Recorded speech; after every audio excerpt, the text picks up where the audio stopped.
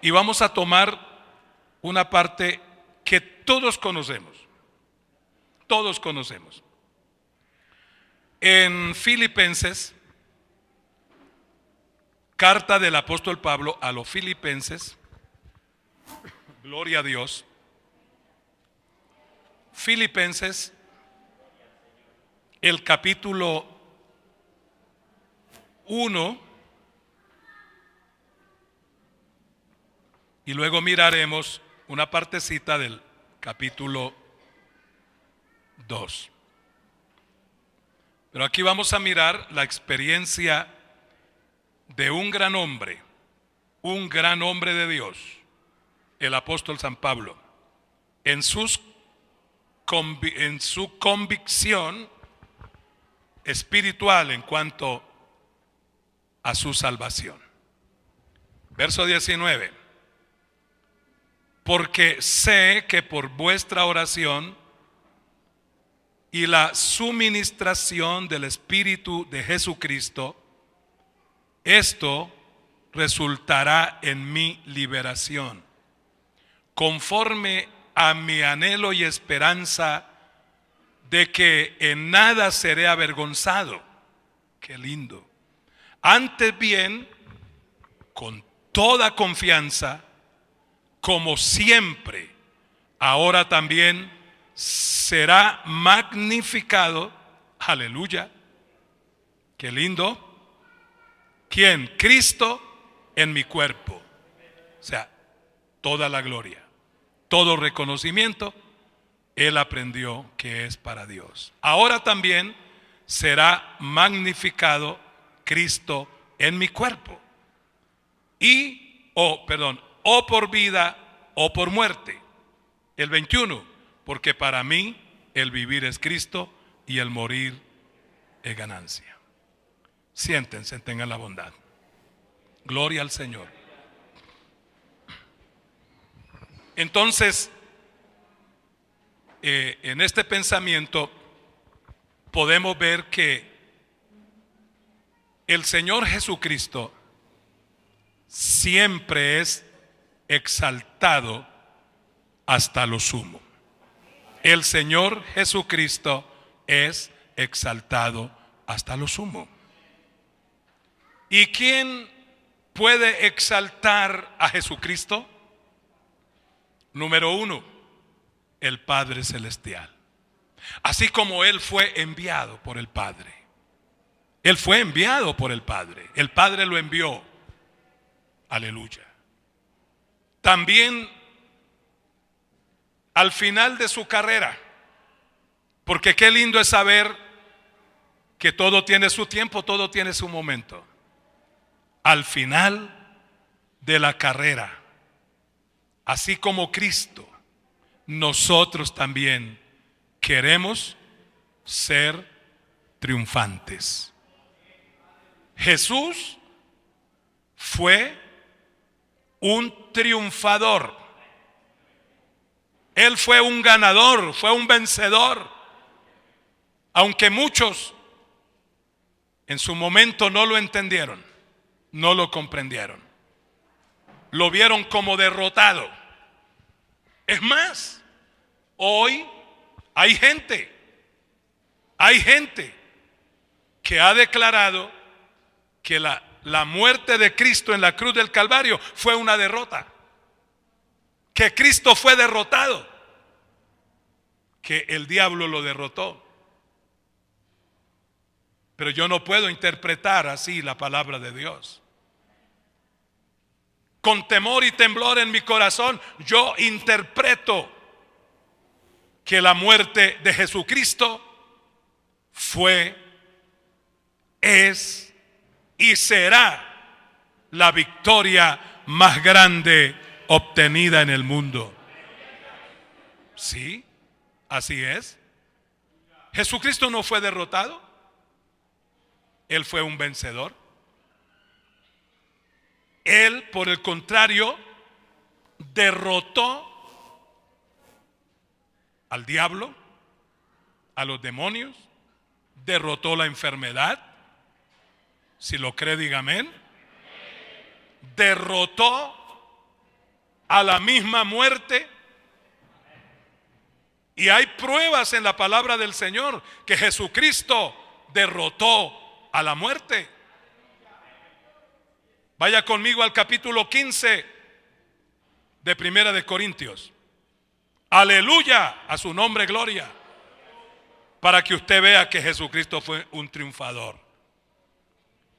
Y lo que Jesús ofreció para la iglesia, pues fue una victoria eterna, una victoria muy grande, que nosotros hoy, por la gracia de Dios y la misericordia de Dios, podemos participar de ella. Y le voy a leer unos versículos para que usted se dé cuenta de la grandeza del Señor y de las victorias que Jesús alcanzó y la iglesia también alcanzará. Porque así como Cristo venció, la iglesia vencerá. La iglesia triunfará con la ayuda del Señor. Solos no podemos, pero con la ayuda de Dios somos más que vencedores. El versículo 50 dice de la siguiente manera: pero esto digo, hermanos, que la carne y la sangre no pueden heredar el reino de Dios, ni la corrupción heredará la incorrupción. Amén. Verso 51. He aquí, os digo un misterio. No todos dormiremos, pero todos seremos transformados. Aquí está hablando del levantamiento de la iglesia. En un momento, ¿cómo será? Aquí la Biblia describe cómo será eso. Así como Cristo triunfó y Cristo fue levantado, la iglesia triunfará y será levantada en un momento, dice la Biblia.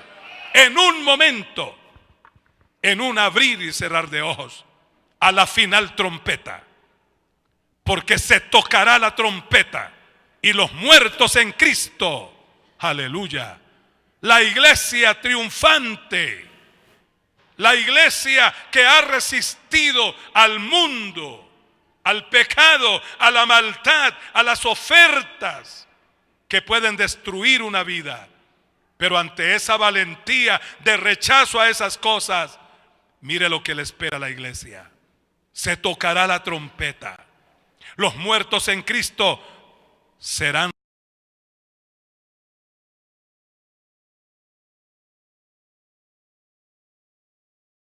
resucitados, incorruptibles. Y el apóstol tenía una esperanza extraordinaria y una fe positiva que él estaría vivo en ese momento. Dijo, y nosotros, amén, seremos transformados. Primera de Tesalonicenses amplía más esta parte, que usted ya la conoce.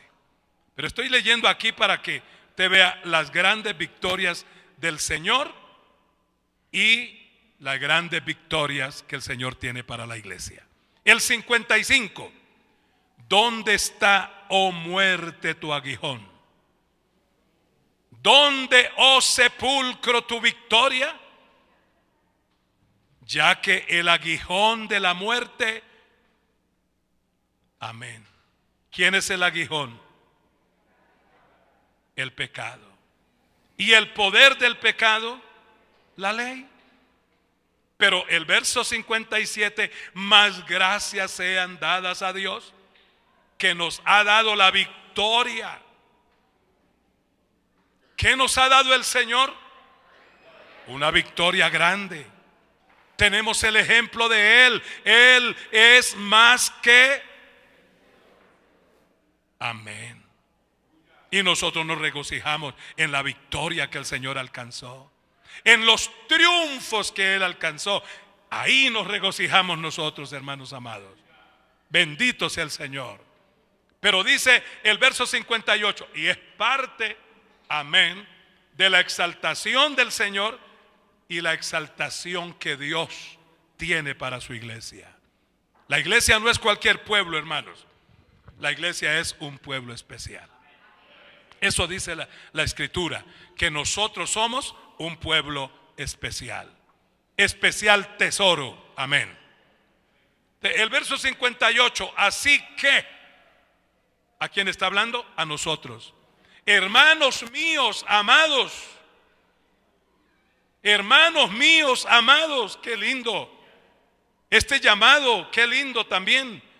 Estad firmes y constantes, creciendo en la obra del Señor siempre, sabiendo que vuestro trabajo en el Señor no es en vano.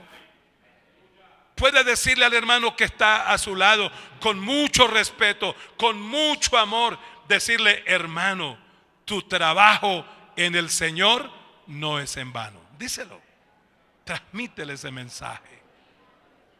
El trabajo en el Señor no es en vano. No es en vano. Dios está dispuesto a pagar a cada uno conforme su esfuerzo. A veces decimos: ¿yo para qué hago esto? ¿Para qué oro? ¿Para qué canto? ¿Para qué voy al culto? ¿Para qué evangelizo? ¿Para qué ofrendo? ¿Para qué hago esto? Y surgen muchas cosas, y a veces pensamos que estamos perdiendo el tiempo, pero no es así. No es así, amados hermanos. El trabajo en el Señor no es en vano. Un esfuerzo que nosotros hagamos, lo dije ya, pero quiero repetirlo, una oración que nosotros hagamos a favor de las personas que no han conocido al Señor. Eso Dios lo tiene en cuenta. Y se cuenta como una gran obra espiritual, orar por las personas que no han conocido al Señor, entre ellos muchos de nuestra familia, tíos, abuelos, padres, hijos,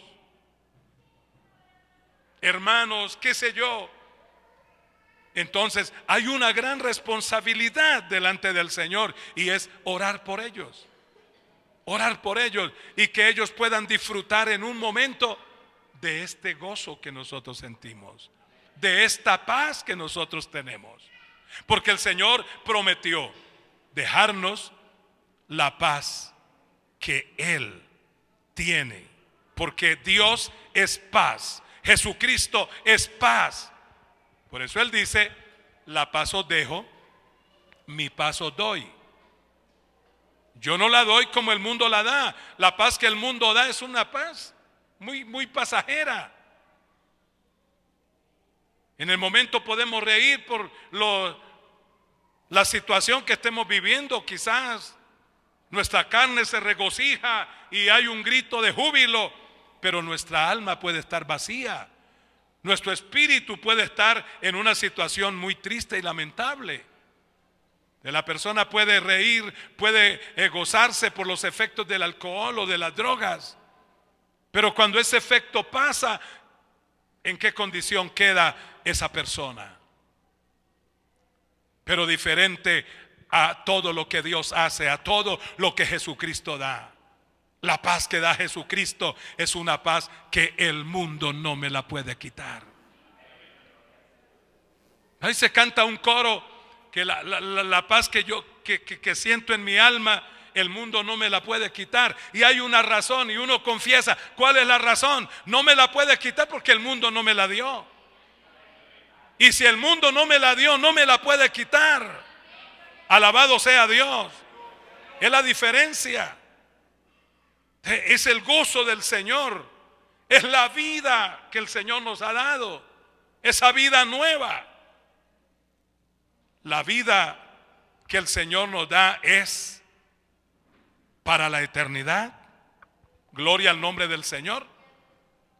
Entonces aquí encontramos que así como el Señor fue exaltado y el Señor alcanzó la bendición de volver al lugar de donde vino, porque Él estaba a la diestra del Padre, y volvió al terminar la carrera a la diestra del Padre.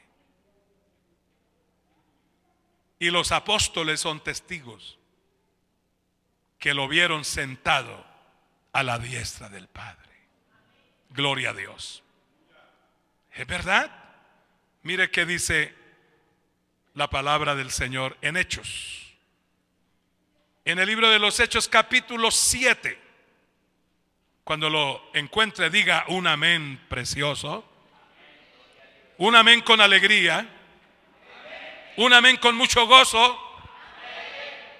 El mártir Esteban, aquel gran hombre de Dios, que también Dios le permitió terminar su carrera. Y para él se cumplió la palabra inspirada: para mí el vivir es Cristo y el morir ganancia. Gloria a Dios. Capítulo 7 de los Hechos. El versículo, vamos, el 55. Pero Esteban, está hablando de un discípulo, un hombre de Dios, valiente, forzado, santo. Nos da un ejemplo extraordinario que sí se puede vivir una vida consagrada para Dios, en medio de un mundo que se pierde, en medio del pecado. Pero nosotros, si honramos a Dios, podemos guardarnos del mundo y de las cosas del mundo y vivir para Dios. Este hombre se guardó para Dios. Esteban, lleno del Espíritu Santo, puesto los ojos en el cielo. Oiga esto, vio la gloria de Dios y a Jesús, que estaba ¿dónde? Dígalo fuerte, ¿dónde estaba Jesús? Y esto fue después de la resurrección. Hay un lugar especial. Dios tiene un lugar especial para nosotros. Jesucristo tiene un lugar especial para nosotros. ¿Sabe qué dice el Señor? Para que donde yo estoy, vosotros también estéis. Eso me llena de alegría. Eso me da fuerzas para seguir luchando, para seguir batallando en esta vida, en este mundo, y decirle al mundo que mejor es estar con el Señor, que mejor es vivir para Dios. A su nombre gloria. Esteban, lleno del Espíritu Santo. Eso es lo que Dios quiere con nosotros, que le demos lugar a Él, que le demos lugar al Espíritu Santo en nuestras vidas. Y de esa manera podemos ser diferentes. De esa manera podemos agradar a Dios. De esa manera podemos ser testimonio a los que nos rodean, a todas las edades. El joven puede ser un ejemplo al joven, pero también al anciano. El joven con su testimonio puede decirle a un anciano que sí se puede, que sí se puede. Puede dar testimonio al niño de igual manera. Eso es lo que Dios quiere hacer con nosotros, con su iglesia. Que cada día busquemos más de Dios, que cada día nos entreguemos más a su palabra, que cada día nos entreguemos más en la presencia del Señor. Aquí nos da el ejemplo de ese varón Esteban, lleno del Espíritu Santo. Gloria a Dios. Pero estaba dispuesto a entregar su vida. El verso 52 dice: ¿a cuál de los profetas? Estoy mirando arriba. El 57. Cuando él está en el Espíritu, dice que los cielos se abrieron y él vio, literalmente vio a Jesús sentado a la diestra de Dios, a la derecha. El 55, y dijo: he aquí, veo los cielos abiertos y al Hijo del Hombre que está sentado a la diestra de Dios. 57, entonces ellos, dando grandes voces, se taparon los oídos y arremetieron a una contra él, o sea, para quitarle la vida. Y echándole fuera de la ciudad, le apedrearon, y los testigos pusieron sus ropas a los pies de un joven llamado Saulo. Y apedreaban a Esteban mientras él invocaba y decía: Señor Jesús, recibe mi espíritu. Y puesto de rodillas, clamó a gran voz: Señor, aleluya, no les tomes en cuenta este pecado. Y habiendo dicho esto, murió. Es la interpretación cuando dice: durmió. Humanamente murió, pero espiritualmente Él vive. Él vive. Porque en Dios, escúcheme, amada iglesia, en Dios, bíblicamente, para un cristiano, la muerte significa un sueño. Para el cristiano, bíblicamente, la muerte significa un sueño. ¿Y por qué se dice que un sueño? Porque un día será levantado. Porque un día lo van a llamar. Como cuando alguien ha pasado horas, días, posiblemente sin dormir, pero tiene un compromiso, se acuesta a las 6 de la tarde. Por favor, alguien que me despierte a las 6 de la mañana.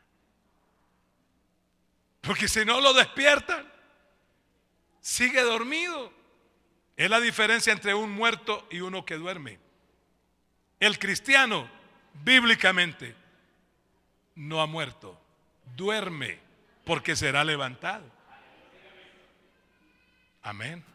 ¿Y cuál será esa alarma? Porque uno siempre pone una alarma, ¿cierto? No me puedo pasar, Dios mío, Señor, glorifica tu nombre. Y uno preocupado, pero uno coloca una alarma. Una alarma. Y cuando suena esa alarma, te queda despierto. Sabe que no puedes seguir durmiendo. Si tienes un empleo, lo puedes perder. Si tienes un negocio, el negocio se puede ir a piques y no lo abres. Amén. Que todas las cosas tienen que ser bien administradas para que den resultado. Entonces, ¿qué sucede? En Cristo Jesús, el que está dormido, hay una alarma que lo va a despertar. Y los versículos que leímos en el capítulo 15 del verso 50, que ya los vimos, ya los leímos, no los vamos a leer otra vez, pero allí dice que a la final trompeta. ¿Cuál será la alarma que va a despertar a los cristianos que duermen ahora? Dijo alguien, un trompetazo.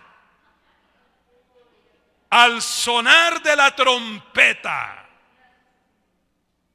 los que duermen en Cristo, si a nosotros nos toca, porque no sabemos el día y la hora.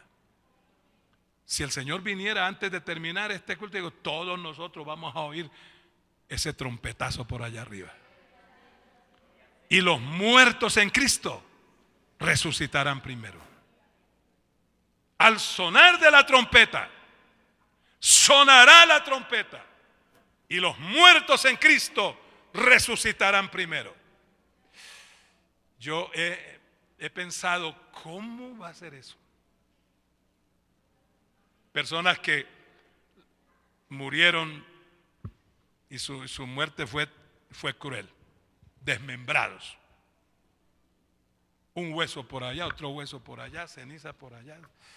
Y yo me imagino cada hueso buscando su hueso y cada tendón su tendón, aleluya. Oye, hermano, pero eso es un milagro. ¿Cuántos creen que Dios hace milagros? Entonces ya no pensemos más cómo murió fulano. Y los que murieron quemados, y los que los tragó por allá el elefante. Tranquilo, no nos preocupemos por eso. No nos preocupemos. El mar entregará lo que tiene que entregar, el sepulcro lo que tiene que entregar, y la tierra va a entregar lo que tiene que entregar. Los muertos en Cristo resucitarán primero, dice la Biblia. ¿Cuál será la alarma? La trompeta. Un sonido de trompeta, gloria a Dios. Aleluya. Eso es una realidad. Entonces nosotros hoy le damos gloria a Dios por todas estas bendiciones que Él tiene. Aún para nosotros no hemos visto aún todo lo que Dios se ha propuesto hacer con nosotros. No lo hemos visto. No lo hemos visto. Así como ninguno de nosotros hemos visto a Dios tal y como Él es. No hemos visto todo lo que Dios se ha propuesto hacer con nosotros. Es importante que estemos siempre en las manos del Señor y le digamos al Señor que nos ayude, así como dijo el apóstol, sea que vivamos o que muramos. El asunto es que en todo lo que Dios permita, honremos a Dios, glorifiquemos a Dios, exaltemos a Dios por su grandeza. Aquí vemos que el Señor Jesucristo, al final de su carrera, humanamente, fue recompensado. Fue recompensado. Vamos por favor a Filipenses para mirar en el capítulo 2. Para mirar en el capítulo 2 esta parte tan conocida por todos nosotros, pero cada vez que la leemos trae bendición a nuestras vidas, porque es el ejemplo de Cristo. ¿Y quién no quiere conocer el ejemplo de Cristo? Todos queremos conocer el ejemplo de Cristo. Haya pues en vosotros, haya pues en la iglesia, que queremos seguir el ejemplo del Maestro, el ejemplo del Señor. Dice, este sentir que hubo también en Cristo Jesús. Haya pues, el cual siendo en forma de Dios, no estimó el ser igual a Dios como cosa que aferrarse, sino que se despojó a sí mismo. Ejemplo. Amén. Todo esto sucedió durante la carrera que le fue trazada y que él mismo se trazó también. Que todo fue voluntario. A Jesús nadie lo sometió a hacer algo que él no quiso hacer. Todo lo que él hizo, lo hizo por su propia voluntad, aún de dejar el trono de gloria, de venir a este mundo para salvar a todo aquel que estaba perdido. Él lo hizo voluntariamente. Nadie lo sometió. Él voluntariamente dio un sí en el cielo. ¿Quién irá por nosotros? ¿Quién irá por nosotros? Está el Padre, está el Hijo, está el Espíritu Santo. ¿Quién irá por nosotros? Y se oye esa voz maravillosa. Se levanta el Señor para decir, heme aquí, envíame a mí.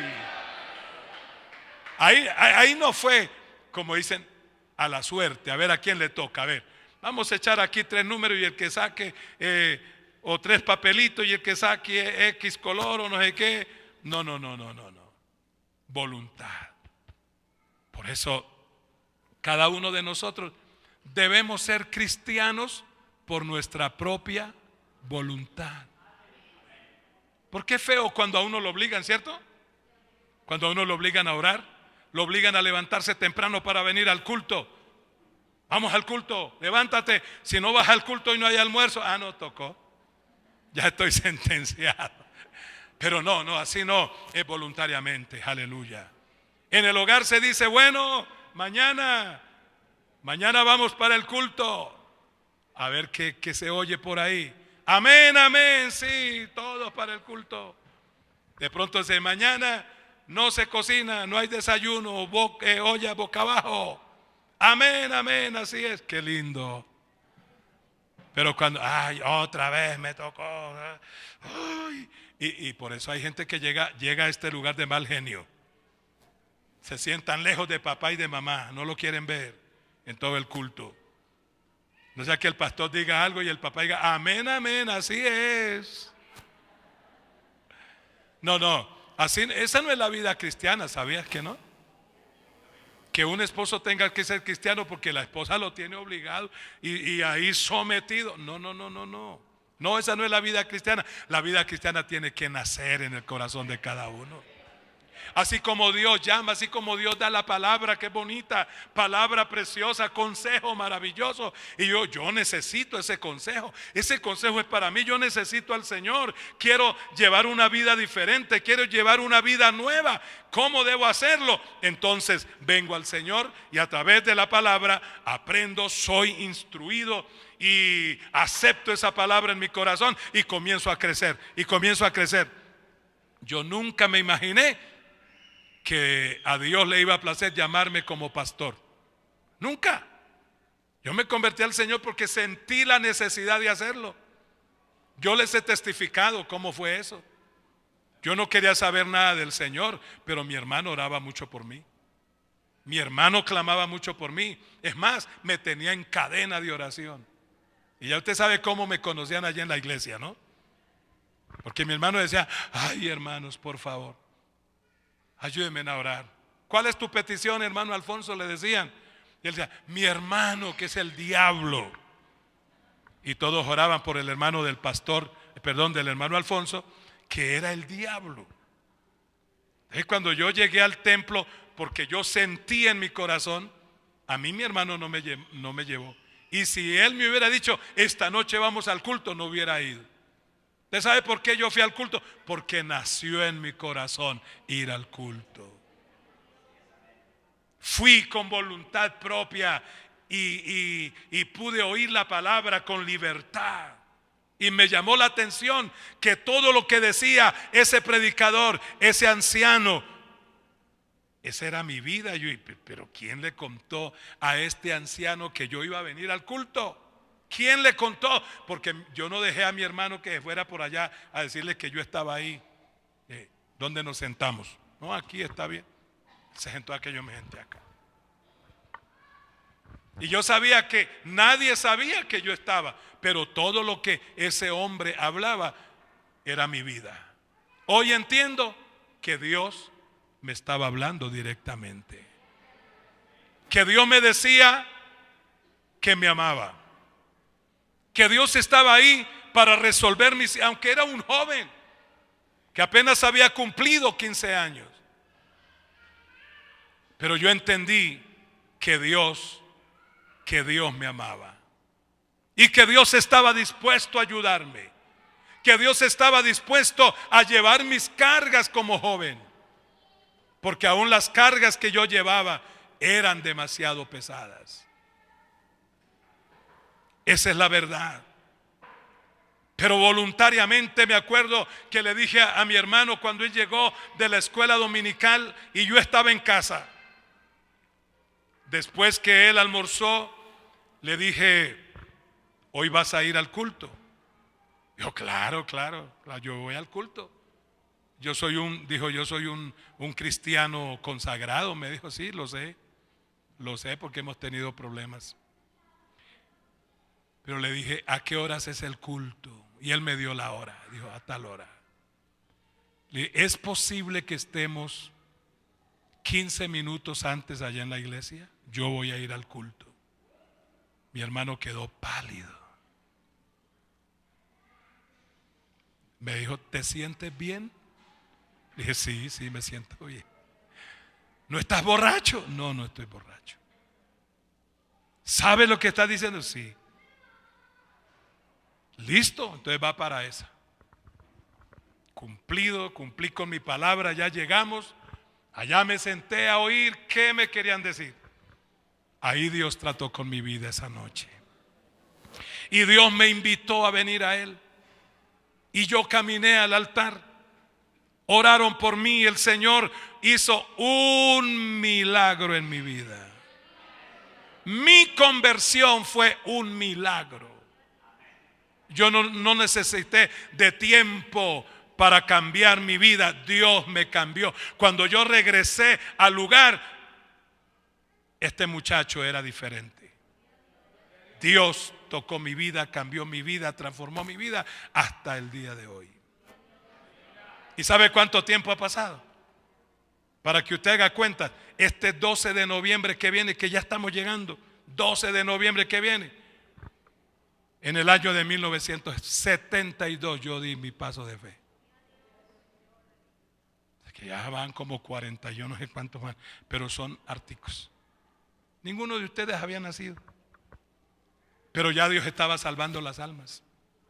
Ya Dios estaba transformando la vida. Ya Dios estaba libertando al cautivo. Y Él me libertó, Él me cambió, me dio sentimientos nuevos, pensamientos nuevos. Aleluya. comencé a aprender a hablar de nuevo, un vocabulario nuevo, una vida nueva. Alabado sea Dios. Y puedo decirles, soy testimonio que sí se puede vivir para Dios, sí se puede honrar a Dios. A su nombre, gloria. Para eso vino Cristo, a buscar y salvar lo que estaba perdido. Amén. La Biblia dice, el cual siendo en forma de Dios, no estimó el ser igual a Dios como cosa que aferrarse, sino que se despojó a sí mismo, tomando forma de siervo humano. Él vino a servir. Oye, qué testimonio tan grande. Esto debe tocar nuestras vidas. Él no tenía por qué venir a servirnos a nosotros, pero lo hizo para darnos ejemplo. Soy yo quien debo servir a mi Señor. Pero Él vino, se humilló, se entregó. Ejemplo tenemos que así como Él se humilló hasta lo sumo, se despojó a sí mismo, no tuvo en cuenta el desprecio, no tuvo en cuenta la grosería contra Él, toda maldad, todo ataque, no lo tuvo en cuenta, sino que se humilló a sí mismo, aleluya, despojándose a sí mismo. Pero al fin de su carrera, hermano, al final de su carrera, gloria a Dios. Y aquí termino. En el verso 9 y 10, por lo cual también Dios le exaltó hasta lo sumo. Mi pregunta, ¿quién humilló a Cristo hasta lo sumo? ¿Quién? Nadie. Por eso los que dicen que Cristo fue un derrotado, eso es mentiras. Porque a Cristo no lo humilló nadie. Nadie. Él de sí mismo dijo, yo me rindo, yo voy a descender lo más, hasta lo sumo, con tal de poder terminar mi carrera triunfante. Porque bíblicamente el que se exalta a sí mismo será humillado. Pero el que se humilla, Dios lo exalta. Es mejor permitir que Dios se glorifique en nuestras vidas. Amén. El texto es muy claro, que Cristo fue exaltado. Después de su humillación voluntaria, Dios lo exaltó hasta lo sumo. Y le dio un nombre. Un nombre que es sobre todo nombre. ¿Y cuál es ese nombre? Jesús. Jesús significa Salvador. El que vino a salvarnos. El que vino y nos dio ejemplo entregando su vida hasta la muerte y muerte de cruz. El Salvador. Él es el ejemplo a seguir. Se le dio ese nombre que es sobre todo nombre. Y en los cielos, y en la tierra, y debajo de la tierra, y en el mar, y debajo del mar, ese nombre siempre es reconocido, se llama Jesucristo. Verso 11, y toda lengua confiese que Jesucristo es el Señor, para gloria de Dios Padre. ¿Cuántos reconocemos a Jesús como nuestro Salvador? Vamos de pie, iglesia, vamos de pie, denle ese aplauso. Ese aplauso se oiga en el cielo. Ese aplauso se oiga en el cielo. Amados, ese aplauso se oiga en el cielo. Para la gloria de Dios. Aleluya. Así como el Señor fue exaltado, la iglesia será exaltada. Hay un pueblo separado.